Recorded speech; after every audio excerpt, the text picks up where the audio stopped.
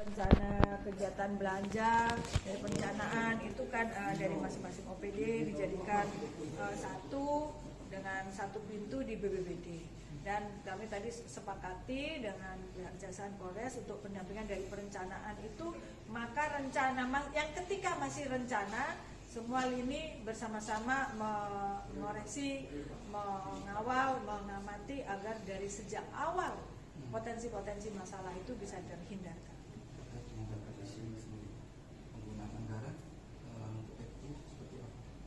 Refocusing ini tadi kami jelaskan lebih lanjut bahwa kenapa Jember itu anggaran refocusingnya besar.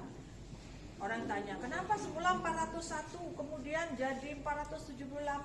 Karena sebenarnya aslinya ada satu dari anggaran bantuan tidak terduga 1 miliar, kemudian yang 400 itu dari mana?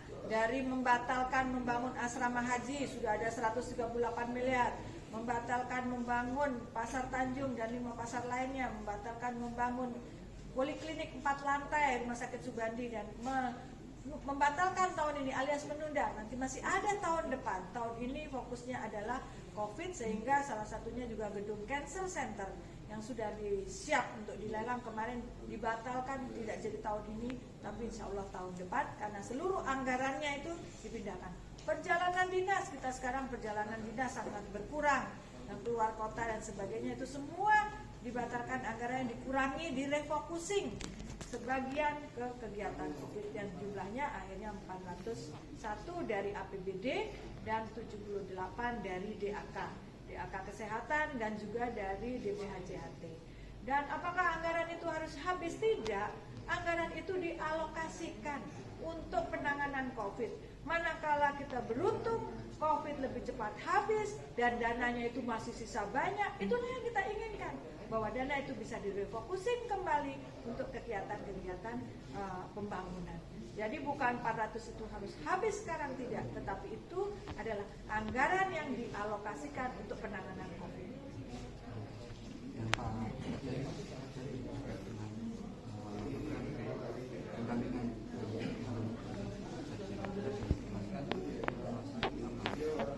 Sebagaimana yang sudah disampaikan oleh Ibu Bupati, kami juga sudah membentuk gugus tugas, itu penjabaran dari perintah Jaksa Agung kepada Kejaksaan Negeri, Kepala Kejaksaan Negeri untuk membentuk tim gugus tugas yang terdiri dari seksi tindak pidana korupsi, seksi intelijen, seksi perdata tata usaha negara, dan pidana umum.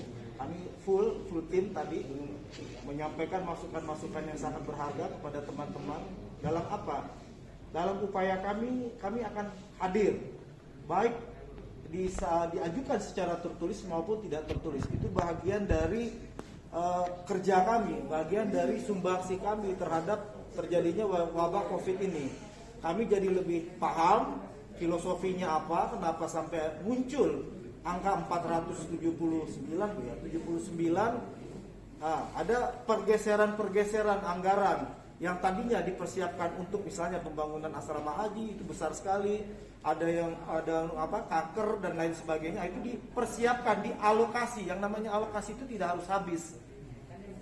Jadi bisa aja pada saat berlangsung, tapi nanti paskanya itu akan membutuhkan biaya lagi untuk pemulihan ekonominya.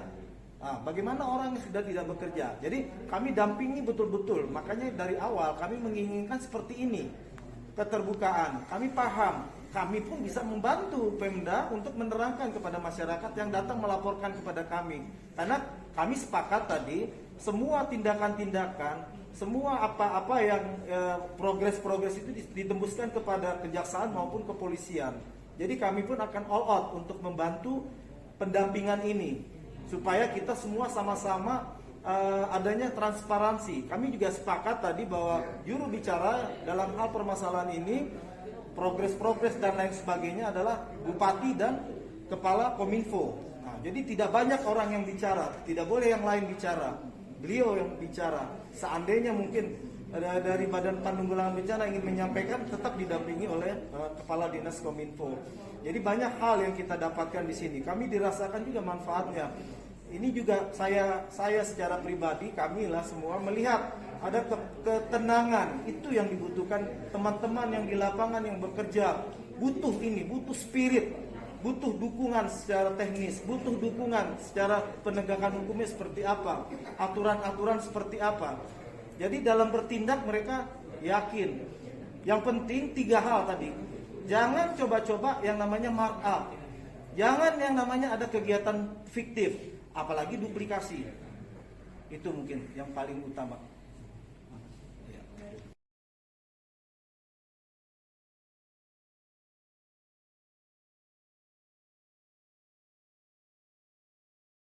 Rencana kegiatan belanja dari perencanaan itu kan dari masing-masing OPD dijadikan satu dengan satu pintu di BPBD, dan kami tadi sepakati dengan pihak Kejaksaan Polres untuk pendampingan dari perencanaan itu.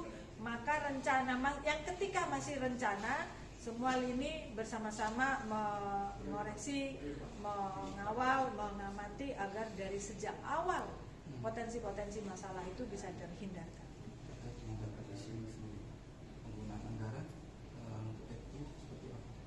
Refocusing itu tadi kami jelaskan lebih lanjut bahwa kenapa Jember itu anggaran refocusingnya besar. Orang tanya, kenapa semula 401 kemudian jadi 478? Karena sebenarnya aslinya ada satu dari anggaran bantuan tidak terduga 1 miliar, kemudian yang 400 itu dari mana? Dari membatalkan membangun asrama haji sudah ada 138 miliar, membatalkan membangun Pasar Tanjung dan 5 pasar lainnya, membatalkan membangun poliklinik 4 lantai Rumah Sakit Sugandi, dan membatalkan tahun ini alias menunda, nanti masih ada tahun depan. Tahun ini fokusnya adalah COVID, sehingga salah satunya juga gedung Cancer Center yang sudah disiap untuk dilelang kemarin dibatalkan, tidak jadi tahun ini tapi insya Allah tahun depan, karena seluruh anggarannya itu dipindahkan.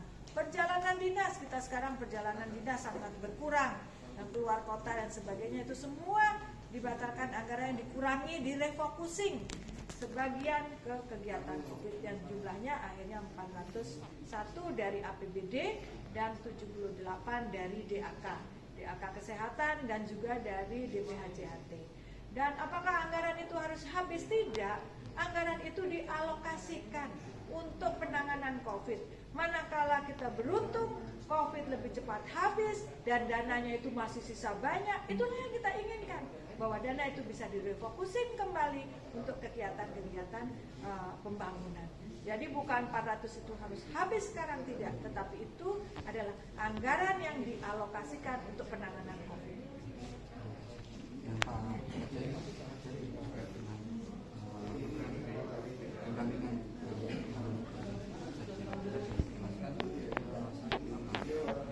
Sebagaimana yang sudah disampaikan oleh Ibu Bupati, kami juga sudah membentuk gugus tugas, itu penjabaran dari perintah Jaksa Agung kepada Kejaksaan Negeri, Kepala Kejaksaan Negeri untuk membentuk tim gugus tugas yang terdiri dari seksi tindak pidana korupsi, seksi intelijen, seksi perdata tata usaha negara, dan pidana umum. Kami full tim tadi menyampaikan masukan-masukan yang sangat berharga kepada teman-teman. Dalam apa? Dalam upaya kami akan hadir, baik bisa diajukan secara tertulis maupun tidak tertulis. Itu bagian dari kerja kami, bagian dari sumbangsi kami terhadap terjadinya wabah COVID ini. Kami jadi lebih paham filosofinya apa, kenapa sampai muncul angka 479 ya, 79. Ada pergeseran anggaran yang tadinya dipersiapkan untuk misalnya pembangunan asrama haji itu besar sekali, ada kanker dan lain sebagainya, itu dipersiapkan, dialokasi. Yang namanya alokasi itu tidak harus habis. Jadi bisa aja pada saat berlangsung, tapi nanti paskanya itu akan membutuhkan biaya lagi untuk pemulihan ekonominya. Bagaimana orang yang sudah tidak bekerja? Jadi kami dampingi betul-betul. Makanya dari awal kami menginginkan seperti ini, keterbukaan. Kami paham, kami pun bisa membantu Pemda untuk menerangkan kepada masyarakat yang datang melaporkan kepada kami. Karena kami sepakat tadi, semua tindakan-tindakan, semua apa-apa yang progres-progres itu ditembuskan kepada kejaksaan maupun kepolisian. Jadi kami pun akan all out untuk membantu pendampingan ini supaya kita semua sama-sama adanya transparansi. Kami juga sepakat tadi bahwa juru bicara dalam hal permasalahan ini, progres dan lain sebagainya adalah Bupati dan Kepala Kominfo. Nah, jadi tidak banyak orang yang bicara, tidak boleh yang lain bicara. Beliau yang bicara. Seandainya mungkin dari Badan Penanggulangan Bencana ingin menyampaikan, tetap didampingi oleh Kepala Dinas Kominfo. Jadi banyak hal yang kita dapatkan di sini. Kami dirasakan juga manfaatnya.